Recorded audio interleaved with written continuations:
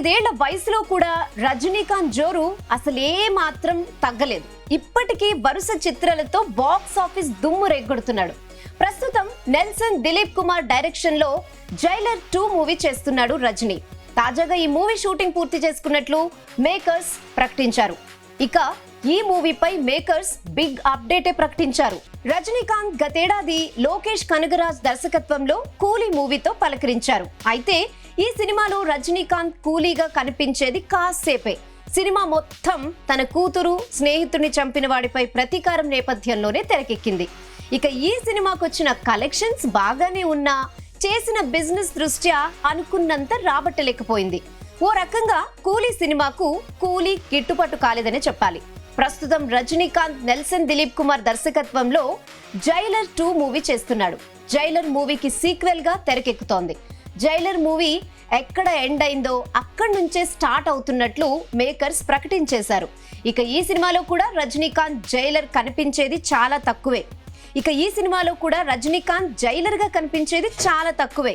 ముఖ్యంగా మాఫియా కుటుంబ అనుబంధాలు ప్రతీకారం నేపథ్యంలో జైలర్ 2 సినిమా కూడా ఉండనుంది. అయితే జైలర్ 2 సినిమాకు ఏప్రిల్లో గుమ్మడికాయ కొట్టారు. ఇక పోస్ట్ ప్రొడక్షన్ వర్క్ తర్వాత సినిమా అవుట్పుట్ పై అసంతృప్తి వ్యక్తం చేసిన లోకేష్ కనగరాజ్ మరోసారి ఈ సినిమాను 25 రోజుల పాటు రీషూట్ చేసినట్లు సమాచారం.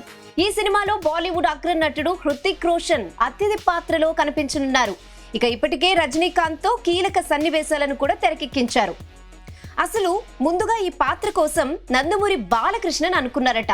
ఆయన వద్దనడంతో షారుఖ్ తో ఈ క్యారెక్టర్ చేద్దాం అనుకున్నారు. ఆయన కూడా కింగ్ మూవీతో బిజీగా ఉండటంతో హృతిక్ రోషన్ ఈ సినిమాలో క్యామియో చేయడానికి ఓకే చెప్పాడు. గతంలో హృతిక్ బాలనటుడిగా ఉన్నప్పుడు రజనీకాంత్ తో కలిసి భగవాన్ దాదా సినిమాలో నటించాడు. ఇన్నేళ్ల తర్వాత మళ్లీ రజనీకాంత్ తో స్క్రీన్ షేర్ చేసుకుంటున్నాడు.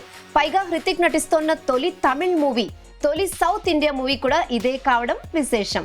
మరోవైపు బెంగాలీ దాదా మిథున్ చక్రవర్తి కూడా కీలక పాత్రలో కనిపించనున్నారు.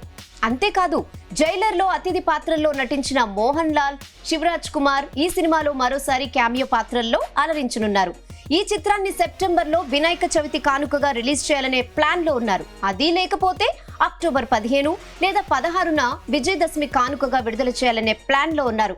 మొత్తంగా జైలర్ మాదిరే జైలర్ 2 కూడా బాక్స్ ఆఫీస్ దగ్గర అలరిస్తుందా లేదా అనేది తేలాలంటే మాత్రం ఈ మూవీ రిలీజ్ వరకు ఆగాల్సిందే.